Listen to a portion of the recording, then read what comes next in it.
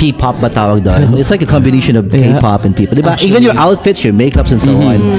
Parang kayo pa lang yung gumawa nun.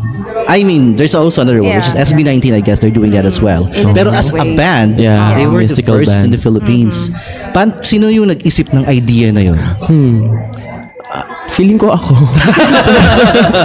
Hindi, pero nag-start siya nung it was after pandemic, and then yun kasi yung time na parang matagal kaming natenga kasi parang very isolated kami sa isa't isa. I see. Nahirapan kaming gumawa ng gusto namin.